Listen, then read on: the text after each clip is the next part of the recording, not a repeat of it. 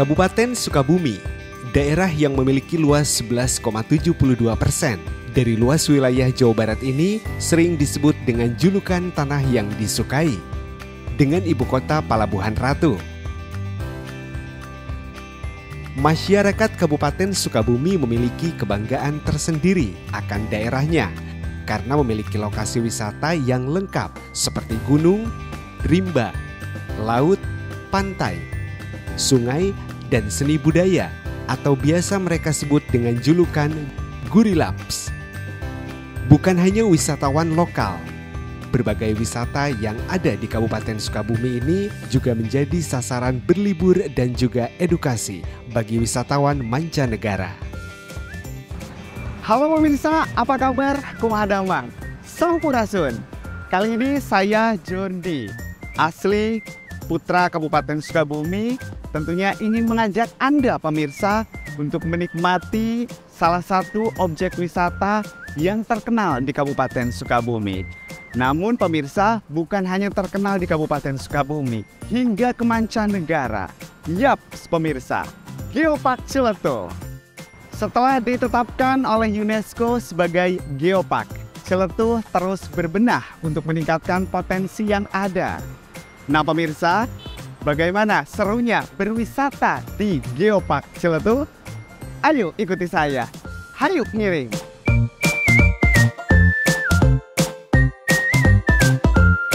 Kabupaten Sukabumi memiliki dua sektor unggulan, yakni pertanian dan juga pariwisata. Pemerintah Kabupaten Sukabumi sangat gencar dan fokus untuk mengembangkan kedua sektor tersebut karena terbukti mampu membantu meningkatkan taraf hidup masyarakat di Kabupaten Sukabumi. Kalau lihat sumber daya alam yang dimiliki Kabupaten Sukabumi ya, ini luar biasa, dan kabupaten ini adalah kabupaten terluas di Jawa dan Bali, yang kedua setelah Banyuwangi.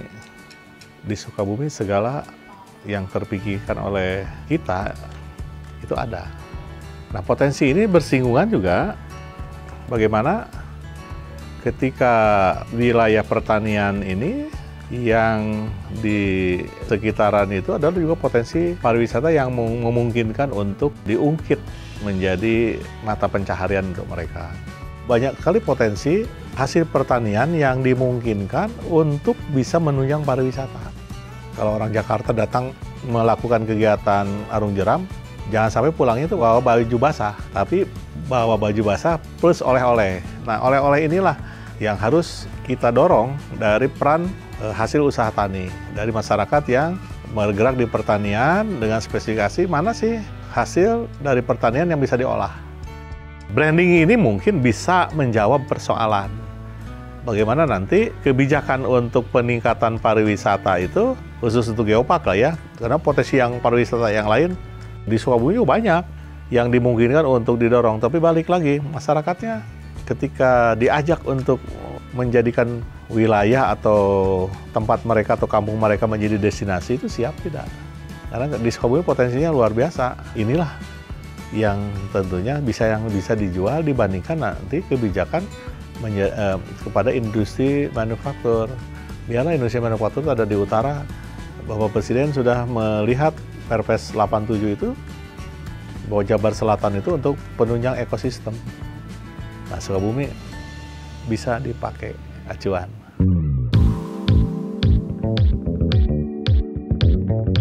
Nah pemirsa, lokasi pertama yang akan saya kenalkan kepada Anda adalah Geysir Cisolok yang terletak di Kecamatan Cisolok.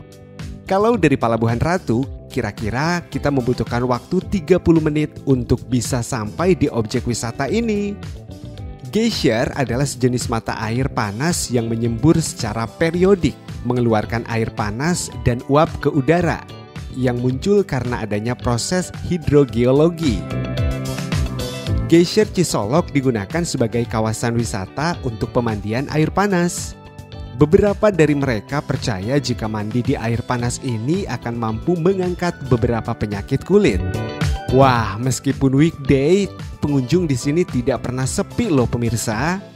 Selain itu, di sini juga disediakan ruang untuk berkumpul apabila Anda datang berombongan.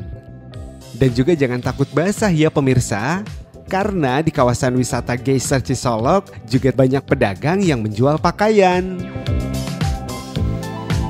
Nah pemirsa, ada kejutan nih buat pemirsa.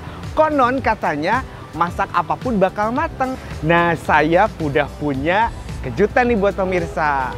Ini dia nih pemirsa. Tara! Ada 2 butir telur pemirsa. Dan nanti kita langsung celupin di air panas ini. Konon nanti bakal mateng pemirsa. Seperti apa? Ikuti saya pemirsa. Tetap di Geyser Cisolok pemirsa.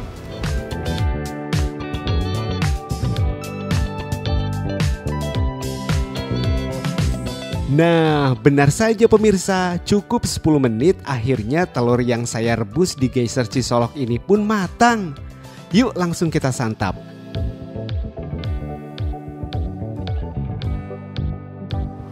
Mantap sekali pemirsa, mateng.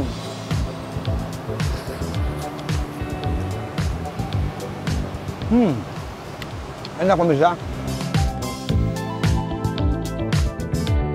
Nah pemirsa, sekarang saatnya kita menuju ke objek wisata berikutnya. Oh iya, perjalanan saya menjelajahi wisata di Geopark Ciletuh kali ini akan ditemani oleh Kang Anugrah yang juga merupakan putra asli Kabupaten Sukabumi dan pastinya sudah sangat paham mengenai kawasan Geopark Ciletuh.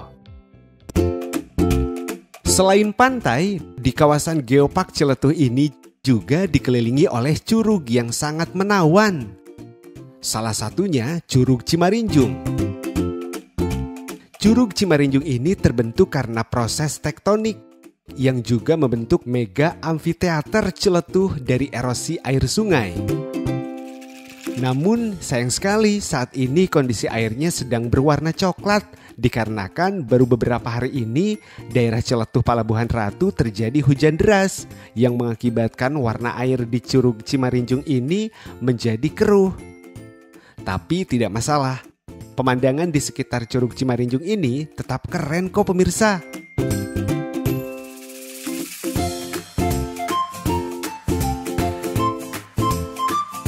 Bagaimana pemirsa? Sejauh ini apakah Anda sudah tertarik untuk berkunjung ke Geopark Ciletuh Palabuhan Ratu? Sebelum menjadi Geopark sebetulnya belasan tahun sebelumnya wilayah Geopark itu sangat tidak dikenal. Tetapi ini adalah menjadi laboratorium lapangannya Fakultas Geologi Unpad.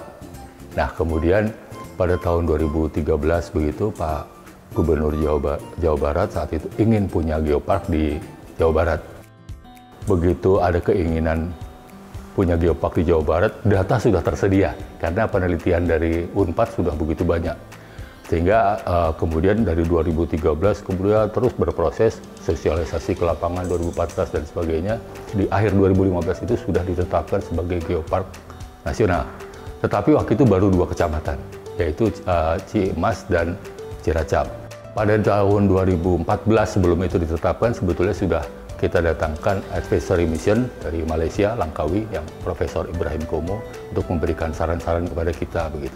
Kemudian setelah ditetapkan menjadi Geopark Nasional 2015 dengan 2 kecamatan, datang lagi advisory mission dari UNESCO yang ingin supaya ini jangan hanya 2 kecamatan terlalu kecil, sehingga oleh Guy Martini disarankan menjadi 8 kecamatan mulai dari Cisolok, Cikakak, Pelabuhan Ratu, Simpenan, Waluran, Cilacap, Ciemas. Nah, 2016 kemudian pada bulan Juni kita punya 2 sertifikat jadi 2015 Geopark Nasional dengan 2 kecamatan, kemudian 2016 di bulan Juni ditetapkan lagi sebagai Geopark Nasional dengan 8 kecamatan, 2 sertifikat itu ya. Kita presentasi di Global Geopark Network Symposium, Asia Pacific Geopark Network Symposium. Kemudian 2017 kita sudah dinilai oleh UNESCO, dinilai layak untuk diajukan menjadi anggota Global Geopark Network. Sehingga pada bulan September 2017 kita dinilai oleh mereka. Asesor datang dan kemudian pada April 2018 tanggal 17 kita sudah ditetapkan sebagai UNESCO Global Geopark dengan nama Ciletuh Pelabuhan Ratu UNESCO Global Geopark. Tagline dari Geopark adalah memuliakan bumi dan mensejahterakan masyarakat. Nah, memuliakan buminya ini kita sudah upayakan terus dan jangan sampai rusak dengan prinsip konservasi, kemudian bagaimana pemberdayaan masyarakatnya itu bisa terjadi. Pemirsa, selanjutnya saya akan mengajak Anda untuk melihat wisata edukasi yang masih berada di kawasan Geopark Ciletuh, Palabuhan Ratu, yakni Kampung Hanjeli. Nah, ini dia Abah Asep, pendiri Rumah Hanjeli Abah Asep. Sejak tahun 2013, Abah Asep bersama dengan masyarakat sekitar melakukan konservasi dan pembudidayaan hanjeli yang diproduksi menjadi berbagai olahan, mulai dari pangan hingga aksesoris. Beruntung sekali hari ini saya berkesempatan untuk menyaksikan bagaimana proses panen hingga pembuatan bubur hanjeli. Hanjeli merupakan tumbuhan biji-bijian tropika dari suku padi-padian atau Poaceae yang berasal dari Asia Timur. Oh, jadi ini ya, Bah, perkebunan hanjeli ini, Ya, Bah? betul. Ini luasnya sekitar 5.000 sampai 1 hektaran lebih. Kita lokasinya bukan hanya di satu tempat aja sih. Kita ada di sebelah kanan juga di sana Ada di beberapa banyak tempat lokasi. juga ya, Bah? Betul, betul. Berarti luas sekali ini tanaman hanjeli ini ya, Bah ya? Alhamdulillah. Nah, ini kita mau panen nih. Kebetulan ada Teh Koya. Oh iya. Teh Koya ini Bah. ketua KWT kita. Nah, ini cara panennya kita menggunakan ani-ani atau Ani-ani. etem kalau bahasa Sundanya. Oke. Nah, ini kita praktek langsung bagaimana cara panennya. Ada 2 cara sebetulnya. Ada 2 cara ya, Bah Ya, pertama pakai etem, satu ya pakai golok. Kalau pakai etem itu kan semuanya panen, sudah pada tua semuanya, udah Iya. siap dipanen, itu baru pakai golok. Tapi kalau sebagian ada yang masih muda, nah Masih itu muda, kita pakai menggunakan etem ini ya, pakai Bah? etem ini. Jadi kita pilih-pilih sebagiannya. Mau cobain belajar Boleh, Bah, ini. etemnya? Coba. Oh, Nah, jadi etem ini ya, Bah ya? ya betul. Etem. Cara Etem. ininya gimana Cara nih, Bah? pegangnya, Iya. ya, masuk sini. Iya. Nah, gitu. Oh, gini. Ya, sok coba. Oke, ini ya, Bah ya? Ya. Berarti yang udah tua seperti ini, Ya. Bah? Wah, Oke. Siap. kalau sama Ani itu harus pilih yang udah matang. Oh, di gini ya, Bah ya? Iya. Nah, ini mungkin ya? Iya. Oh, iya. Jadi harus menggunakan etem Ya. ini ya, Bah ya? Etem ini buat sambil buat itu aja. Ya. Kalau pakai Ani itu, ini tangannya harus goyang semuanya. Oh, harus Ini goyang. dijepit, Nah, jadi itu supaya nggak lepas. dijepit. Oh, Jadi gitu. ditahan, Iya, iya. digesek. Nah. Jadi lebih Oh, gampang. iya, iya, iya.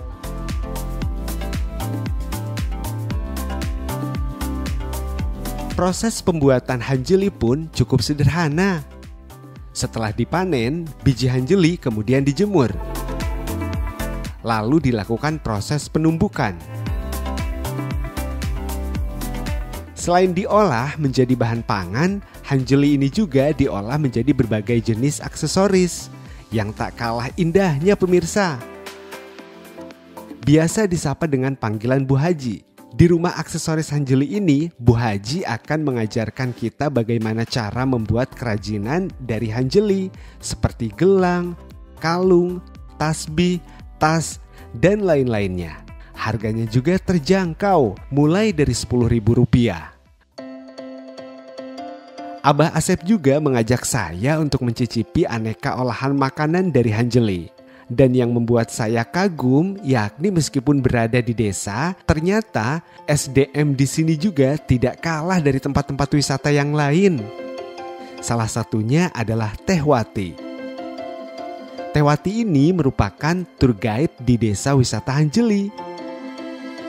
Teh Wati seringkali menggunakan bahasa Inggris kepada pengunjung untuk menjelaskan beberapa hal mengenai desa wisata Hanjeli. In Waluran, we have 3 kinds of hanjeli. The first is hanjeli ketan. The color is white, then skin is thin. Then the second is hanjeli batok. Hanjeli batok, the color is light brown. This harder than hanjeli ketan, but still can be opened. Then the third one is hanjeli batu. Hanjeli batu is too hard, so cannot do it. Hanjeli many benefits, such as this rich of calcium, so good for bone. Then also gluten free, so safe for diabetes. Nah, saat yang dari tadi saya tunggu-tunggu nih, pemirsa. Menyantap bubur hanjeli. Kalau kurang manis bisa ditambahin. Oh gitu, enak banget ini Teh Wati ya. Bubur hanjeli ini.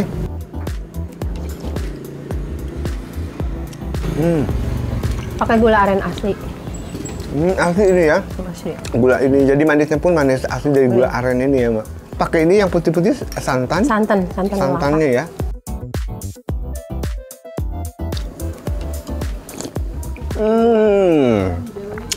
Burhan memang enak. Bubur Hanjeli hanya di Waluran. Hanjeli, ayah di Waluran. Kalau Anda ke Geopark Ciletuh, jangan lupa untuk mampir ke Puncak Dharma ya pemirsa.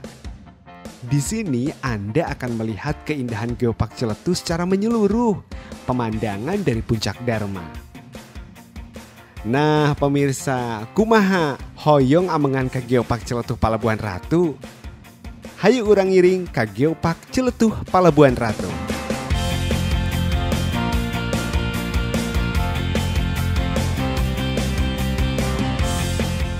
Nah pemirsa, bagaimana? Sudah mengatur jadwal liburan untuk berkunjung ke kawasan Geopark Ciletuh Palabuhan Ratu? Begitulah keindahan dan keunikan yang ada di Geopark Ciletuh Palabuhan Ratu. Kolaborasi dari berbagai pihak yang menjadi kunci untuk menjaga keelokan Geopark Ciletuh Palabuhan Ratu, yang bermanfaat bagi berbagai aspek dari mulai wisata, ekonomi, hingga edukasi. Saya Jordi, sampai jumpa. Sampurasun.